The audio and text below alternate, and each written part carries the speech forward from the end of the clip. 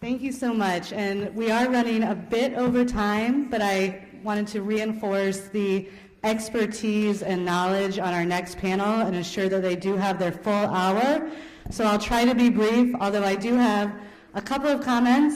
One, again, please keep visiting our Twitter feed and reminding your constituents that are watching our webcast live that our hashtag is CQM2012. I'd like to go ahead and ask all of those on our licensing panel to go ahead and come up. You can flip your name tag.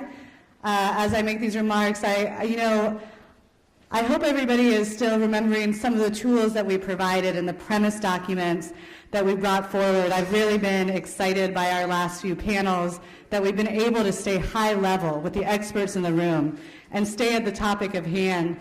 So again, here on our next panel, I thought it was interesting as we talked about U.S. government response. The statement was made that we are just coming into the table from the U.S. government, but that is why it's actually my pleasure to introduce our moderator, who has been at the beginning of this issue as it was brought in as a national level. Amy O'Neill Richard is Senior Advisor to the Director of the Office to Monitor and Combat Trafficking at the State Department. And also, she is the co-chair of the Senior Policy Operating Group on Trafficking Research. And when we talk about that history of U.S. government, it was at the beginning, research that Amy did at the beginning, trafficking groups and groundwork at the State Department that really began it was that baseline research that started the buzz.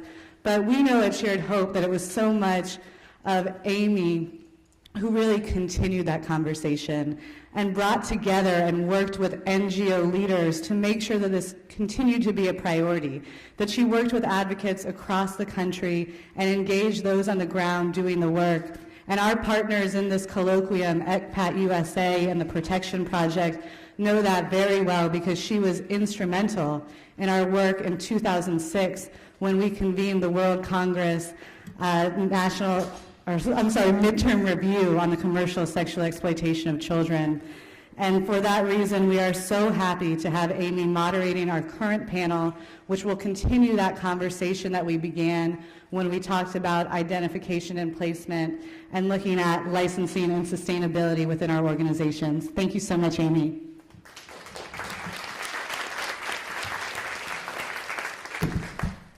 Thank you, Eliza, for that very kind introduction. And a sincere thanks to Shared Hope and ECPAT USA and the Protection Project for convening this colloquium. It's truly my pleasure to moderate such a productive and information-rich panel. So this panel today is going to focus on licensing and maintaining residential facilities. It's going to discuss the challenges and benefits experienced in obtaining and operating under different models of licensing. You're going to hear some panel experts talk about establishing and sustaining independent initiatives, while others will share what they've learned from the integration into existing infrastructure and the formal child welfare system. My hope, I think we will have done our job if you come away with a better understanding of the reality of opening a shelter, of different approaches, creative, innovative, and successful models. I hope you'll leave with a better understanding of the different licensing types with an eye towards determining what might be the right fit for your organization. Today, we're very fortunate to have so many experts who represent geographic diversity, hailing from 5 different states, ranging from Texas, Ohio, North Carolina, Oregon, Florida, and Georgia, and who provide a wealth of approaches to providing services. As the moderator, I have the honor to tell you a little bit about each one. Kaffie McCullough, if you'll just raise your hand, has worked for almost 15 years building community responses to eradicate the commercial sexual exploitation of children in Atlanta, Georgia. She was on the original committee that founded Angela's House, the first safe house in the Southeast for commercially sexually exploited children. Jean Caceres-Gonzalez is the founder and executive director of His House Children's Home in South Florida. It was founded in 1989 as a nonprofit residential program and child placement agency for abused, neglected, and drug-exposed children. More than 1,000 children have been cared for last year alone. In partnership with the Office of Refugee Resettlement, His House International was established in 2008 to care for unaccompanied alien children. In 2010, the agency began providing temporary care and expediting options for orphaned children living in Haiti. At the same time, His House began developing The Garden, a specialized home for survivors of child sexual exploitation on the His House campus. Emily Fitchpatrick, raise your hand, is the founder and executive director of Hope House in North Carolina, which is a part of a network of programs under On Eagle's Wings Ministries, founded by Emily in 2008. On Eagle's Wings Ministries works with females ages 12 to 25 who have survived domestic sex trafficking, and it also provides an outreach call center, direct services, shelter programs, and a job skills training program.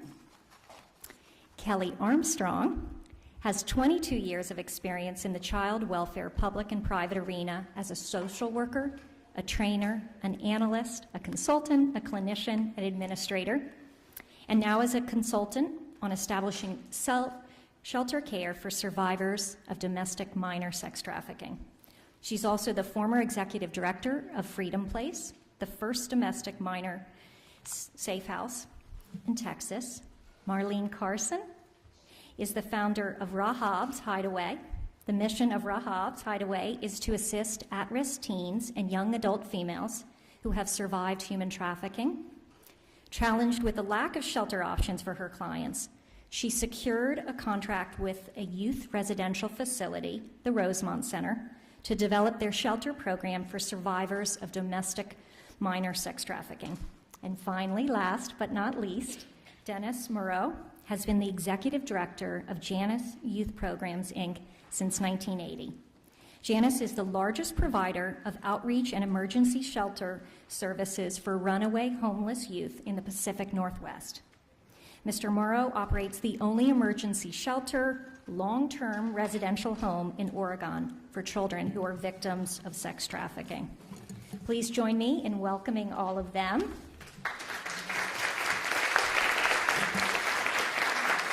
In terms of the format today, I'm going to ask each expert a question or two, then we'll have a bit of a broader discussion, and finally conclude with a little time for questions and answers from the audience. So first, I'd like to start with Kaffie. Kaffie, you, as many people in this room, were instrumental in founding the highly respected group home Angelus House.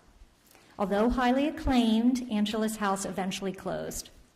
Can you tell us a little bit about what were the barriers in maintaining sustainability? Thank you, Amy.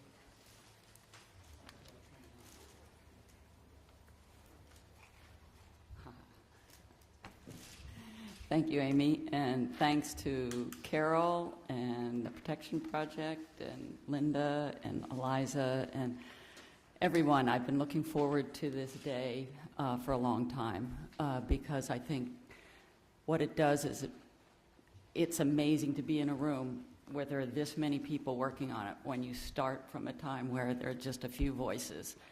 And I'm kind of the outlier on the panel because I'm not presently providing direct services, but I am here to kind of tell you what some of the challenges were and give you a little bit of the story behind Angelus House, because in the process of doing that, we probably hit just about every single one.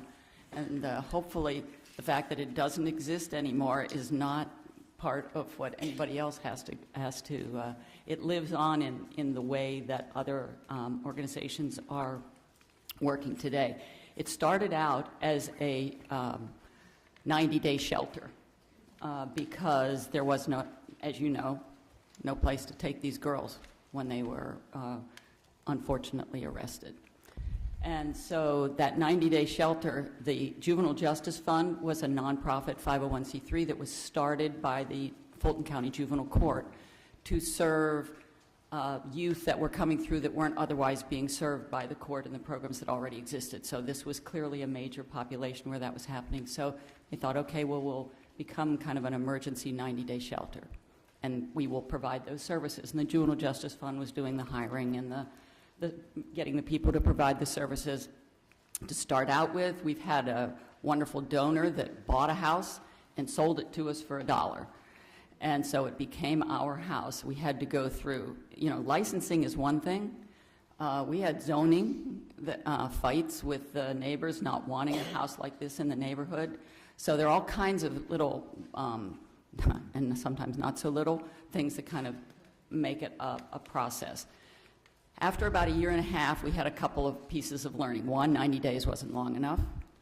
And two, the Juvenile Justice Fund was not prepared from a capacity standpoint to be providing this kind of care on an ongoing basis.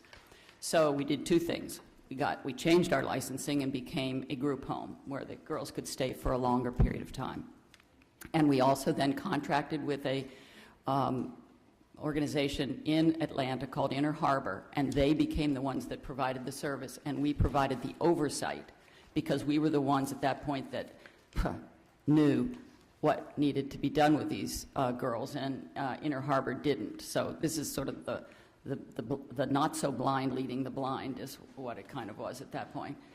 And we were learning as we went. So that system went on for quite some time. We had a contractual agreement where we paid Inner Harbor $30,000 a month to provide that kind of oversight. Well, 2008 came along, and the economy did what the economy did. And what we realized when we looked at this was we had a whole by this time, Inner Harbor knew how to handle these girls. They'd been providing those services. And we were providing a level of management that was totally unnecessary and costing us the better part of $500,000 a year on our budget. So we started negotiating with Inner Harbor to just kind of buy us out in a way. And that was going along well. They were going to move the home onto their campus, but still separated, still be CSEC-specific services. It's all going really well, except what we didn't know is that behind the scenes, Inner Harbor was being bought out. And Inner Harbor got bought out by Youth Villages, which was a national organization. And they knew nothing about handling. I made a pitch. I said, okay, you're national. This is going big. Why don't you get on with this, and then you'll be able to provide these services all over the country. I didn't get very far with that. And then as a result of that, they were mixing the populations with their other populations. The people that had been serving our girls either left because the management or were let go. And so we had a completely different situation therapeutically. At that point then, we just sort of said, Angela's house lives on in our memory and in the other places in the Georgia Care Connection and Wellspring Living and so on that were springing up in Georgia at that point. So I think the issue, we had partnerships with other, we had licensing issues, we had sustainability issues, and you had the larger economic climates that all of this is happening with that all of us have to kind of keep in mind as we go. So that's the brief overview and kind of sets the stage for some of the struggles that we have. And ultimately, though, I think we can't lose sight of the fact that when Angela's house started, I think there were like 3 in the United States. It's incredible now. I think Eliza said they had 40 survivors that, programs. How many? 41 providers that responded to that survey. That's the success. Thank you. Kellie? Kellie, Kaffie spoke to the fact that Angela's house, there was obviously a need for additional funding to traditional child welfare run residential programs. Your background was in child welfare, and you were instrumental in developing Freedom Place within a foster care license. Can you tell us a little bit about this process and about successful solutions you've seen in your research across the country, and perhaps are there any models that you also had concerns about? One of the things I think that was beneficial having a child welfare background is that I understood the language, the licensing language, and having worked in both the public sector as well as the private sector. So I knew the questions to ask.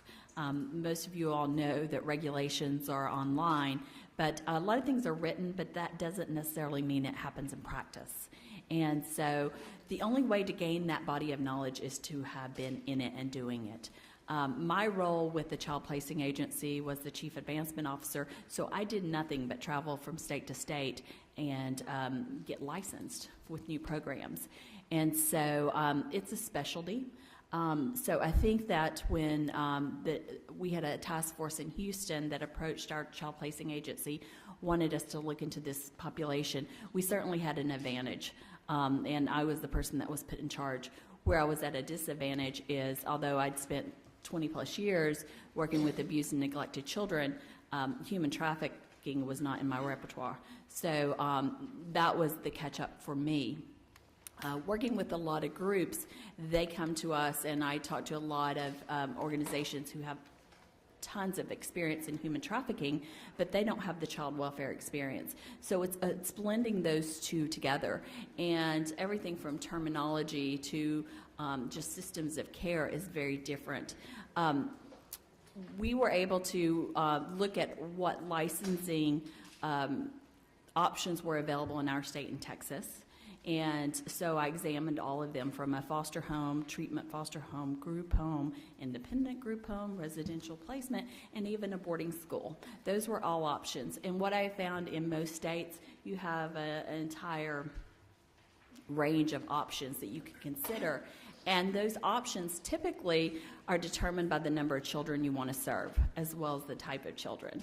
And so that's where you're usually limited if you already have your facility or know how many children you're going to serve. For example, in Texas, if you want to serve 12 children, then you're going to do a general residential operation. And even if you want to do a general residential operation with only 5 kids, you still have to have 12 beds and have funding for 12 children, and you'll just keep the others empty. Those are just the licensing regulations. And so, but in looking through it, we decided to go the general residential operation route, but also to have it with multiple services. So we could do an emergency drop-off shelter. That's what we heard in our community was needed, as well as the long-term program. The advantages of working with a child placing agency are huge in the beginning. Having someone that is familiar, I always kind of relate it to a little bit like the hospital administrator. If you want to go out and open up a hospital, a medical doctor is not necessarily the person you need. There's a specialty within medical administration. The same thing is in child welfare or social work. You may have clinicians and therapists, and they can provide wonderful treatment recommendations. But the actual licensing process in and of itself is a specialty. And finding someone that has that expertise, I think, is critical. And you will save yourself tons of months and months and months of partnering with that person. Where I think organizations, if they make it through that first hurdle, stumble is that you have licensing regulations in states, and you also have contracts in states. And then you also have placement. And typically there are regulations related to all 3 of those. And they reference one another. So if you're going to be licensed in a state, it may have that you have to be regulated and use certain forms to take care of the children who are in the Department of Family and Protective Services. Well, if you're not serving this population, you don't need those forms. So a lot of it is negotiating and talking, because traditionally licensing standards were created for children that are being served in the child welfare system or in the juvenile justice system. And they came about as a response, and they grew and grew out of safety mechanisms and issues. A lot of them were just structural and residential in nature. And so you go through that process, but then once you get licensed, the child placing agencies they've never worked with this population. So expectations are different. And the systems that you're working in have performance standards. And so when you're working with child placing agencies, they're used to a set of performance standards. And working with this population, we're still defining it. And I think that that's where you do run into the situation. The second hurdle is working within a traditional child welfare system, is them not understanding this process and the outcomes. And so it may help you get licensed in the front end, but then there's going to be other issues if there's not a lot of education throughout the process. Thank you, Kelly.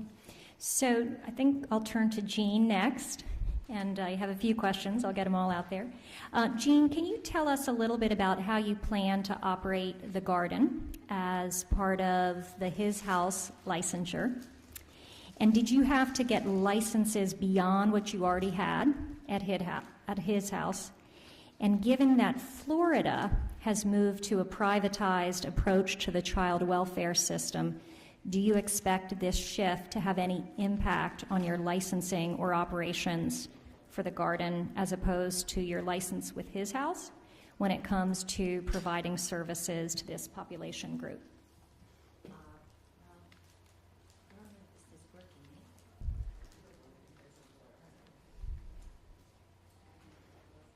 You're welcome to come up here if you'd like. Is this better? Okay. Florida, it does have a privatized system of care, and there's a couple of pieces that the Department of Children and Families kept, and that is the front end, protective investigations, the back end, which is CLS, or the attorneys that advocate for the children, and the licensing. So licensing has not changed. The Department of Children and Families still gives the license. There shouldn't be any difference because Florida privatized these children in the custody of the state. Now, there are county run services, and I think that runs differently in different states, but Florida is a state-run system, and so the Department of Children and Families maintains licensure. And it's very important to build a relationship and make sure you're always transparent with your licensing staff member from the department or whomever licenses you. It's very important that you're in constant dialogue, and then they know the quality of your services and what you're going to do about any issue that might arise. His House has 14 cottages on a campus. Some are as small as 6, a group home of 6, shelters, so there's a variety. And of course, as Secretary Sheldon mentioned, we have unaccompanied alien children international programs kind of separate. The garden is in a secluded place. You can't get to it. It's kind of on campus, but not really on campus. The square footage is ample, so I don't think there's going to be any issues. We're not there yet, but there are some minor little things that licensing will look at, and that is full screening and training of your people. Square footage, venues, simple things like that that that can present a stumbling block. Leadership, who is on your leadership team and what are their credentials. I don't foresee any issues with working with a privatized. I think the greater issues are going to be funding. Thank you, Jean. Dennis, the runaway and homeless youth licensing approach came up, I think one of the former panels. Now, this license allows you to provide immediate services to youth that might not be accepted to other programs, but I understand that there's also some concerns about safety risks within this type of placement. So how does Janus Youth tailor its runaway and homeless youth programs to meet the need? And where do kids go after per diem limitations run out? We tailor it very carefully, and we don't have per diem limitations. Next? No. So I'm Dennis. I warned her early on that I'm an undiagnosed ADD adult who easily dissociates. So before I talk about this, I have to bounce off of the speaker who we heard right before this. Could all of the men in the room please raise your hands? I would like to look around and say thank you for being here. But I'd also like to say thank you because I've been on 2 or 3 conferences at this level. Usually I'm the token guy on the panel. And when we're talking about eliminating demand, we can't eliminate demand until we get men in the room to equal numbers of women.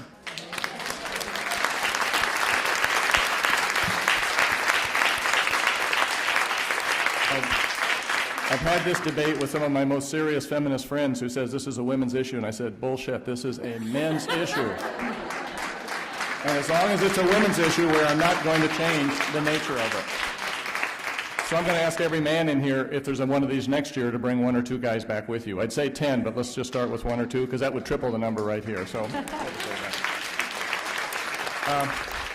Secondly, just an overview, as I was listening to this morning, Janus, we live in Portland, Oregon, not Oregon, just to correct you. Portland is, I'm beginning to realize, fairly unique in the country because we have a very highly integrated and collaborative network of services for runaway youth, a separate network for homeless youth, and a separate network that has just been developed for sex-trafficked youth. If you could draw 3 circles with intersecting circles, Janus, my agency, sits at the middle of those because part of the art form of the system is there's a single door of entry into all of them. So every homeless youth that enters downtown Portland services, even though there's 4 agencies that work there, we have 1,000 youth a year that are homeless, they come through Janus as the intake point. We have what's called a police reception center where every youth in Multnomah County that's picked up that cannot be detained. The county of Multnomah, which has 500,000 people in it, we detain fewer than 20 kids a night. We never have more than 20 in our detention because they come to us first. 90% of them go back home, but if they are in the sex traffic area, they're going to get shifted into our network of services for the CSEC kids.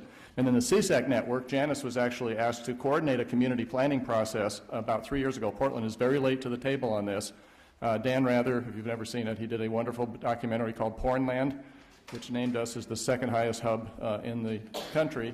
That was an inaccurate interpretation, but what it did for us is it got the politicians very active on the issue. So we went from 0 to 100 just like that, and they gave us a contract and said, we want to plan in 3 months about how we're going to deal with providing services for these youth. Don't talk about funding, talk about what the best plan is. And we have, again, a visual, we have a continuum of care that starts with street outreach, that moves to emergency shelter, that moves to a 24-hour hub where kids can come in any time of the day or night, that moves to an advocate that gets assigned through the Sexual Assault Resource Center, that moves to a DHS caseworker, that moves to long-term care. And what we're doing is gradually increasing and putting together pieces of those. Some of them we had, some of them we got added to.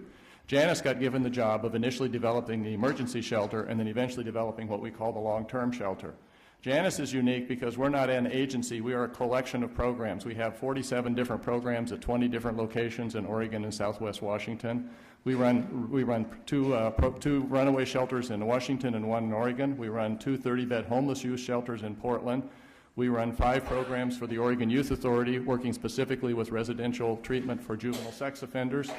We provide DHS, our child welfare system, sex offender treatment for non-adjudicated sex offenders. We used to have a residential group home for girls, which we closed down because of a lot of the difficulty of working with this population as they came into the system.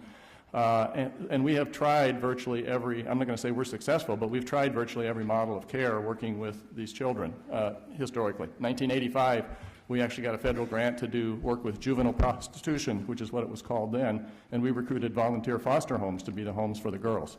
We had 13 homes, 9 of them that were successful. The girls had a very positive outcome. We had not a single foster home that ever asked for a second kid. And my foster home recruiter resigned saying, I can ethically no longer ask people to do this because they don't know what they're getting into. So from the standpoint, what we have now is we started out in our runaway and homeless youth programs, we started out with the emergency shelter beds in the runaway shelter. We have a 12-bed co-ed emergency shelter. I said to the city of Portland, instead of paying $500,000 for a new shelter, give me $100,000 to put additional security and staff on, and we will convert beds. We did that. It worked very well for temporary emergency shelter. We then got from the county money to set up a long-term residential program, a 7-bed program. And the idea, and this somebody mentioned this morning, it's beautiful. It's the kind of place that once you're in, you don't want to leave. We had no girls, and we actually, in both of our programs are co-ed. I'll say girls because 95% are girls, but I want to be clear. In terms of co-ed, we define from the beginning, all of our services are co-ed. They're set up to deal with whoever's in the door. Right now we have 5 kids in the long-term shelter, 4 girls and a boy. But mostly girls coming through. What we found was none of the kids were making it from the short-term shelter to the long-term shelter, because we'd say there's this really neat place over there, and they'd run away before they got there. The other thing that we worried, and I was telling somebody, we lived in mortal fear of the time when we would get a call that said one of our 16-year-old sex-trafficked girls ran away with a 13-year-old who just had a fight with her family last night and recruited her into the life. It didn't happen, but we had a couple of really near calls with that. So we made a decision. We had an empty, fully funded residential program and a full, but not working very well, shelter. So we violated one of the fundamental tenets of residential care for adolescents. We put the two in the same building. And part of what this population has taught us as an agency, we have worked with almost every kind of kid. Alternative schools, we operate the biggest teen parent program in the state. Every kind of kid you can imagine, these children have daily taught us what we didn't know. And what we did is we went into it saying we know that. And the system that we put together, for instance, as a county, is designed to go for 3 or 4 or 5 years, however long it needs to go, and it's set up with an anticipation that the kids will be in and out of it 15 or 20 times at least. We underestimated how long it has to go. We underestimated also how many times they're going to be in and out, because they're teaching us very well. But what we saw was when we put the emergency shelter with a long-term shelter, every girl who comes into the emergency shelter now wants to stay. They don't all stay, but they see it, they make a relationship with staff, and they want to come back. And now when we're looking at our 4 or 5 girls who have been there 2 or 3 or 4 months, they're in school, they're starting to be really successful, I can show you a sheet that will show almost all of them had 6 or 8 episodes, 2 or 3 days here, 4 or 5 days there, a month in, a month out, before they finally landed. We've come to grips with, earlier this morning we talked about locked. We have a very serious debate. The county offered me opening a detention wing, which we've done. We could run a detention wing for these girls as a treatment program. I said, absolutely not. We do not believe that secure treatment is the appropriate place for them. But we have to prove that we can create a place that they will come and stay. And I think that I think we're in the process of proving that, but we're just in the very beginning. The thing I would emphasize is I believe that we do not, when we're talking about licensing, we should not be talking about what license do we seek. We need to be talking about educating the licensors, just like we're educating everybody else about these programs. Right? It should not be, I'm going to tell you right now, foster care is a big no-sale for me with these kids, unless it's aftercare, after they're very, very, very stabilized, because they don't land in families and the families can never be trained well enough to do it. That's my bias. I'm going to tell you I don't think they belong in runaway and homeless youth programs. They're there. And the runaway and youth staff need to be trained to deal with them, but that's not where they should be. They need a separate program designed for them. So what do we have? We have a short-term and a long-term. It is not, key thing, it is not a per daily rate program. When I went to the county and they said, we want to open up this program, I said, only 2 deals. One, you have to give me enough to run it for a year. I don't care if it's empty, which is good because it was empty for 6 months, so that was a good, it's pretty smart. But the second part, and we can't be looking at outcomes in the beginning, and secondly, you can't give it to me for 1 year and then take it away next year, because these girls have already lost too much. So if you're going to fund this program, you've got to be in it for the long haul. We've had the faith community involved. We have the city. So now the city and the county money together funds, we call it Athena House, that the girls themselves named. They went through about 6 other names we didn't allow before they got to that one. But that's a good one. And I'm not saying we're successful, but I am saying in terms of licensing, what we've done is we just have a generic residential care license. It's not a Medicaid license. It's not a runaway and homeless youth license. It's not a special share. It's just and then when they come in, we say, this is the program. What do you need? We need records. Okay, these are the records we're keeping. How do we negotiate about that? We need staffing. We're more staff than you need to be. This is what we're doing with that. We need programs. Here's the program we're putting together. So I'm going to encourage, instead of saying, how do we fit programs to licensing, we start talking about how do we educate licensors that we have to have specialized programs for these kids. And if the federal government wants to take a role in that, hello. And I'm really glad to hear the federal government wants to take a role in this. And the hello I want to hear is I want the checkbook to come with it, because these programs are expensive to run. Seriously, anybody got one of these programs? They're not cheap. You're talking about you're going to open the door on this for $300,000, $400,000 a year probably. That's minimum for a 7-bed program. So that's going to take, and it's got to be a long-term commitment of a block funding, which Medicaid won't fund, and your state sources are mostly Medicaid. So I think we start talking to the government about getting real money into it, and we talk about licensing, about the kind of programs we got. Thank you. Thank you, Dennis.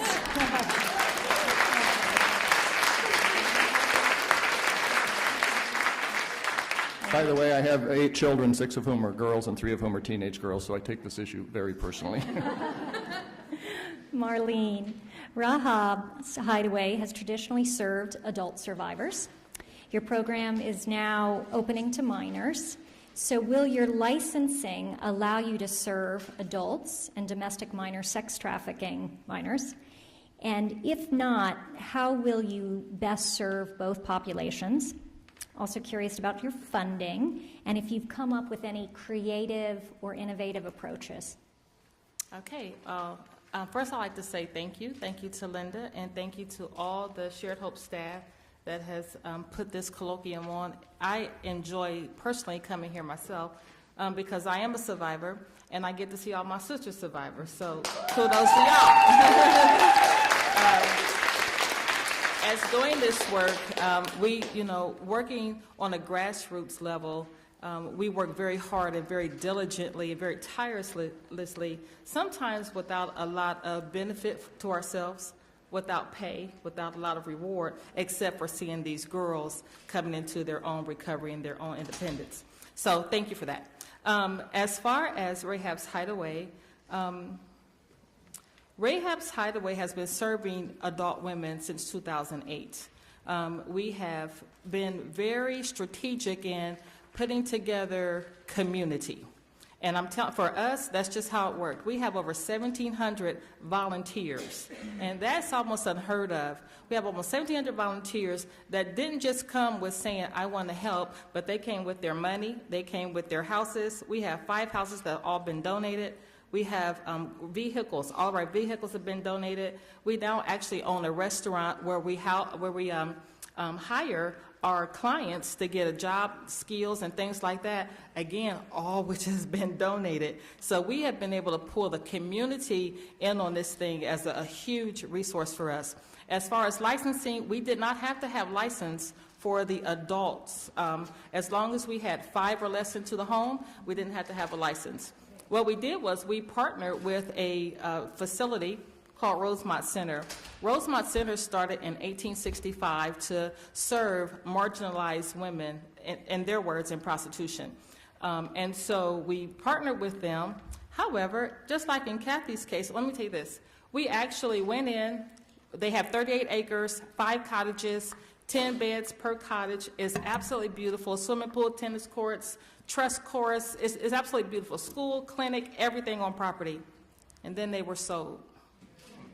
And so what's happening actually right now is the people that are buying this, another youth organization, we have started conversations with them in order to keep what we've done on that property to begin the program, and it'll probably start in March. They are a fully licensed program.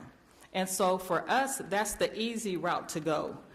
Someone that's already licensed, somebody that's already had the staff, they're already doing it, and let's come with our expertise and teach them how to work with domestic minor sex traffic victims, because they currently work with mentally challenged. They got a couple different faces of different people they work with. So as far as the licensing, we were covered there. In the interim, Rahab's Hideaway is now in the process of applying for our own license for one home that we will serve 7 domestic minor sex traffic victims. Now that has been challenging. It's only been challenging not because of the expertise, because of the time commitments or anything like that, but as everyone else, it's been challenging because of funding. Because although we have had a huge success over the 5 years working with adult women, we won't put them together. And so that, we can't use the same, we don't want to use the same people. And then for our licensing for the minors, they have to be paid staff. And so that's where our challenge comes in. However, I'm creative. Let me tell you that. I am very creative when it comes to raising dollars for this. And so we have come up with some very out-of-the-box kind of things. I'll just say that. They're very out-of-the-box, but we'll raise over $1 million this year for domestic minor sex trafficking victims for our shelter. Good for you.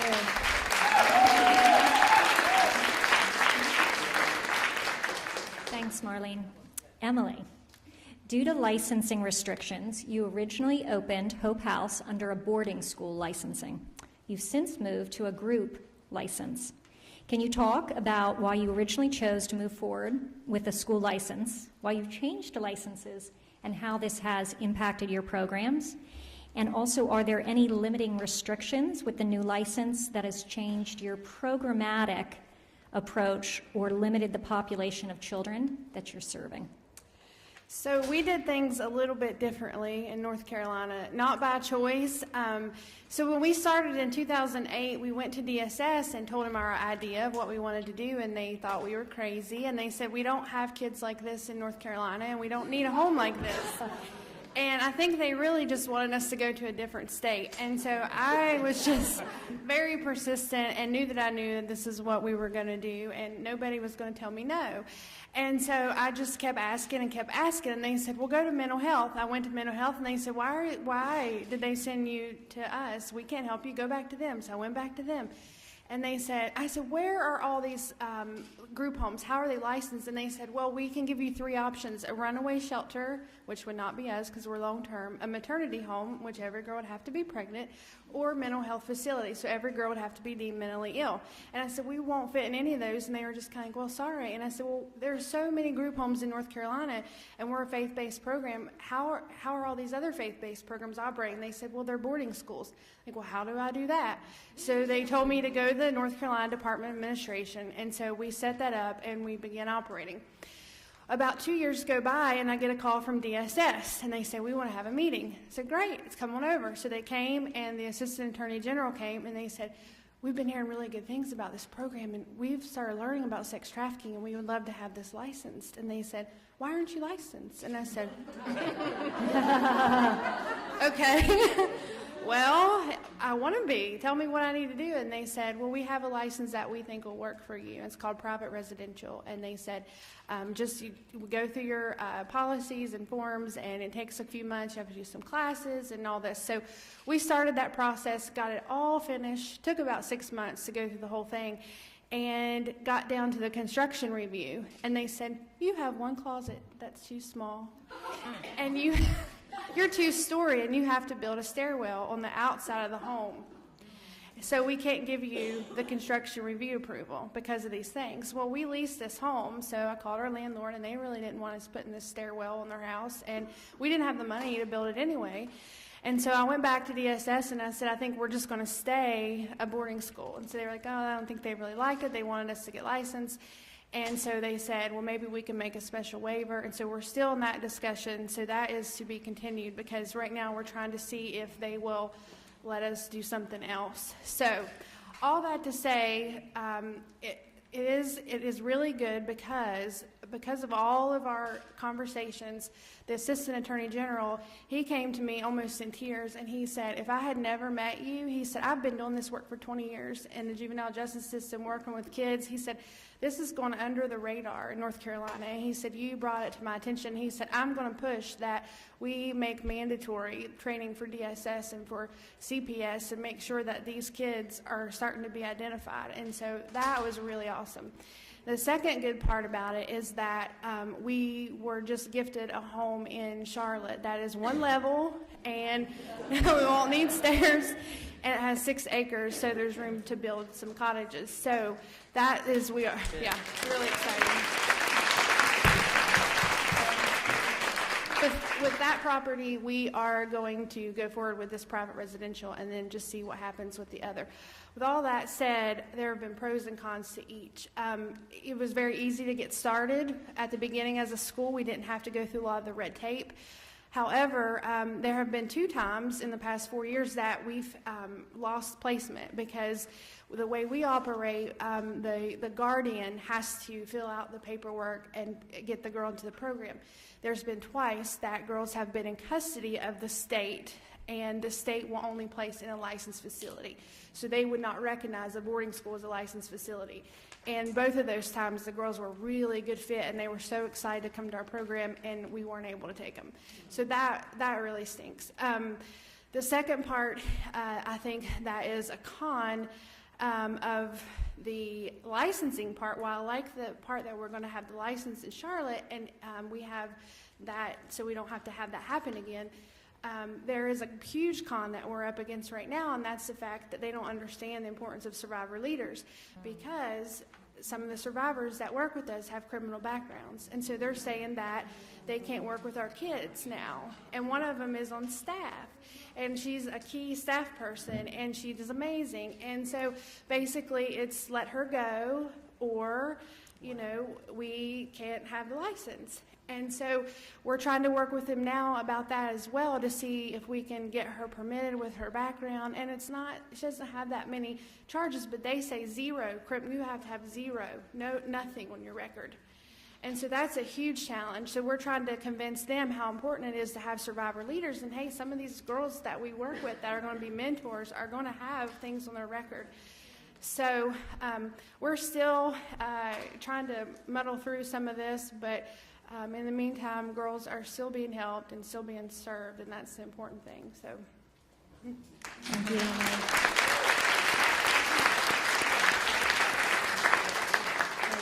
So I'm just going to ask a couple of general broad-based questions, and anybody is free to answer them. So drawing on your respective experiences and expertise, do you think that there's ways to ease up on some of the restrictions to make it easier for organizations? Or are there certain bureaucratic fixes that you would recommend to licensing constraints? What would be some of your recommendations? I think sometimes you have to filter it up to the state office and ask the question. One of the barriers that a lot of organizations have in Texas is if you're in a community that's the county has a population less than, I think it's 200,000, then you have to have a public hearing. Well, I mean, when you're opening up a safe house, the last thing you want to do is have a public hearing. The other thing is, when you get licensed, it's all a matter of public record, and it says who you serve, what you serve, and your address. And so we were in a county that was over 200,000, so we didn't have to worry about that issue. But the other thing was, I said, you can't put my physical address on the license so that anyone can look it up. And they said, well, we have to. And I said, no. So we filtered it up, and the commissioner said, make it happen. But in order to make it happen, they had to change something on their computer program. So I wasn't able to run background screens for 4 weeks because of a computer glitch then. So, those are little things that you do have to work through, but always bring it up and ask, because some things are a matter of law, other things are a matter of code, and then yet other things are just departmental policy. And a departmental policy usually can be waived or amended, or you get some sort of grace. I would think, too, I think this is, as the different government entities get more educated on this issue, I think those discussions may be easier to be had. I think we're at the point now where this is happening in enough that we'll be pushing the policy in a lot of places. So I think it is a case of, individually we'll have to push ourselves, but ultimately I think the government itself will start looking and be aware of this population when they make regulations, which at this point all the regulations have been made without that awareness. Yeah, I think it's clear that the regulations that are there don't fit the programs that are there. The other side of it is I'm very cautious about, we have a lot of folks in our community that want to, I have a lot of churches that just want to open up a home. And I was telling somebody before the break, I met with this group, and they said, could we borrow your policies so that we could get licensed? And I looked at them and I said, if I handed you my policies to get a state license, it would be like giving a set of keys to a Maserati to a 13-year-old. Because you don't know what you're driving. So I think for me, we've got like 40 years of experience in residential care for very high-risk teenagers. A lot of those standards have a good place to be. But for instance, I don't think the credentialing standard fits if you're not running a mental health program. I don't think the criminal background, obviously you want a criminal background check, but what are the crimes and what are the distances? So I think, but I get cautious about just throwing out the standards because there's a lot of folks out there that would really like to do good work with these kids. And to me, it's a re-victimization if we go too far that way. That's right. The advantage, I didn't mention, but the advantage that we have with our license is we can take kids. We can take state-placed kids. We can take runaway kids. We can take homeless kids. We can take kids a parent drops off, and we take kids a police drop off. That's actually what I call the police as our outreach workers. They do the biggest work for us. So the license allows any of those to come in, and I think that's an important part of what we're looking at here is something that's more generic that doesn't attach to a boarding school or a mental health, and that's going to be part of our advocacy. I wanted to comment on security because Florida is looking at licensing standards now and are looking to add how are these homes going to provide security. what security systems? Having taken care of unaccompanied alien minor children who are truly detainees, the Florida Settlement Act meant that you cannot put them behind bars. So now the bars are bodies, are eyes. It's supervision that you can present security. However, Florida is looking at safe houses must have so many cameras. We have cameras all over anyway for the protection of the children as well as the staff. But they're looking at what the standard should be as far as security, and I think that's very important. So lowering the standard, I don't know.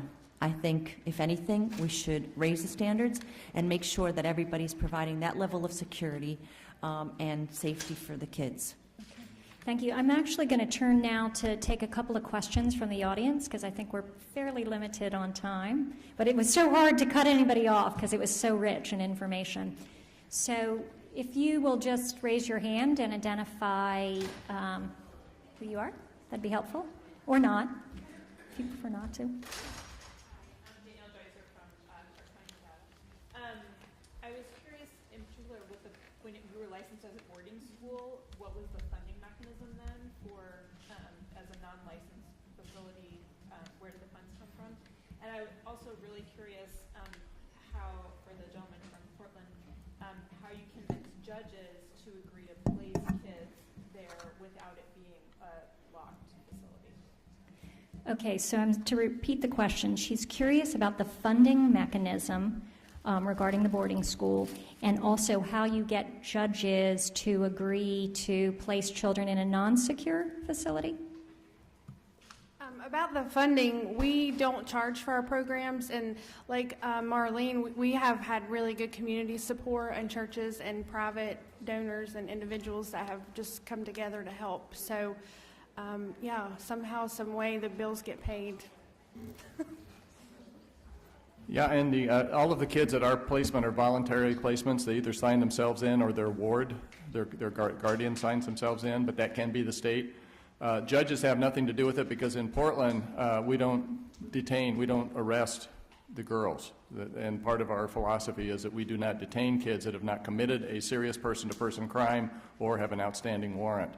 So actually what the judges are doing is they're working with us sometimes when we can't find the parent and the kid is too young to sign themselves in, and they're working about a special order where they can order them in under state custody at that point. But again, one of the advantages we have in our system is we have the police working together with, the police have a specialized team for sex trafficked girls or kids. Child welfare has a specialized unit with caseworkers that only work with these kids. Mental health has one agency that works with them, the Sexual Assault Resource Center. And so there's a small number in each area. You don't have huge bureaucracies, and everybody's made an agreement. We're going to do everything we can for the best interest of the kids. And the prosecutors and judges are a part of that planning process.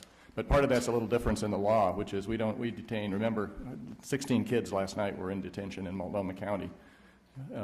In the whole county, and the person who runs it would tell you that was probably the wrong 16, but everybody else is coming out. And I think each of the judges are so diverse too in their responses, just like every juvenile justice county department is very different, and in Texas there's such a wide diversity. I had one judge who really felt that every child should essentially be in a locked facility, but yet I had another judge called me in a panic, and she said, I have this child, she's attempted suicide while she was securely locked up. She ran from a locked, secure facility and was involved in a murder case in which she was one of the victims that witnessed it. And she said, there is no place that can secure this child, so I need a different alternative. So I'm putting it out there, but I want to try this. And I think some of the judges that have worked with these children that they've seen come in and out of their court time and time again, they want to try something different because they know, in my opinion, children are not necessarily safe in detention because I've seen girls run from everything, barefoot, through the woods, through a swamp and everything. Great. Go ahead. Mark Taylor, sorry. Ms. Carson, I'm your brother survivor too. My question for you is, when you mentioned things you got donated, what words did you use? What did you say? So, Mr. Please, that's what you say. I had to repeat the question. Mr. Mark Taylor, would like to know what was the magic bullet, perhaps it was the force of your charismatic personality, that you were able to go out there and get these things that are donated and the resources. All right, my brother. I can tell you that I've learned doing this work that relationship equity is key. I didn't think so before I started, to be quite honest, but it is just as important as somebody writing you a check. And so building relationships, managing 1,700 volunteers is a full-time job, okay? And so you have to have many, many people, it's just not me, that are on the front lines, managing those relationships and courting these people and, you know, basically sharing their hearts with them. So I have other survivors that do that. And they just build relationships, and we say please and thank you a lot. I think you'll see, like, the community will really step up. You share your heart and what you want to do and get out there and build those relationships. People will surprise you. They will come alongside of you, and they want to see this happen. So, and that's why I'm going to say one last thing. And it's important to have someone that's a survivor with these organizations. Because it's one thing for some, you know, no disrespect to anyone who's very educated or anything like that with letters behind their name. Survivors have an issue with that, but okay. Just speaking for some survivors. But for those of us who don't have those letters behind our name, I was kidnapped when I was 15, so that opportunity was taken from me. People want to know what happened, what's really going on. And to read it in a book, that's not as effective as somebody telling you face-to-face what's going on.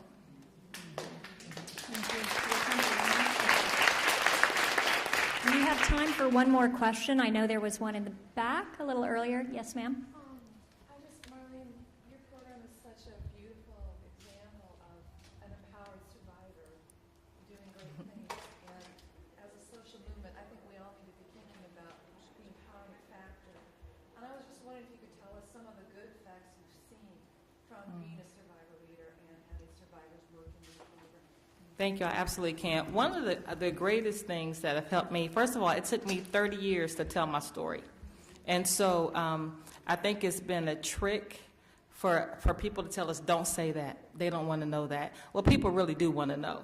And so for us to regain our voices and be able to share with audiences like this is absolutely empowering for us, okay?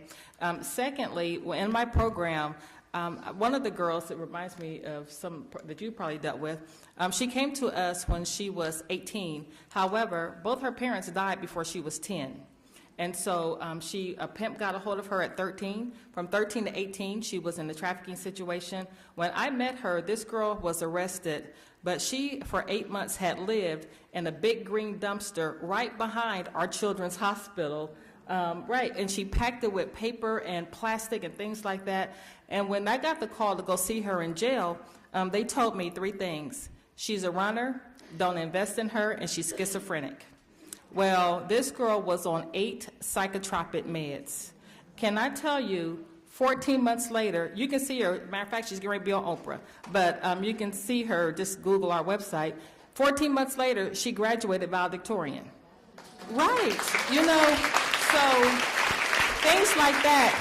One of the greatest, I think, successes, we are not cookie cutter. I think every girl is different. Every girl, to have a plan that this is A, B, C, D, for us, it's probably not going to work. And so she has a very specialized team of people that work with her. Her biggest issue that no one had ever asked her, one question I asked her, have you ever seen a grief counselor? And out of all the death, no one had ever taken her to the grief counseling. And so that's all we simply did. We loved on her, sent her to grief counseling, and 14 months later. Now she has her STNA, which is state-tested nursing assistant license, and she's in college to be a nurse. And so, right, it's phenomenal. And so for us, those are our successes. That's what we do, and that's what we're all about. As survivors, we are empowered to help other victims become just as empowered as we are today. Okay, I think that is a wonderful note to leave on. I want to thank our panelists who have so capably shared the challenges and benefits experienced in operating under different models, but also their innovative and creative approaches. Thank you so much to the panelists.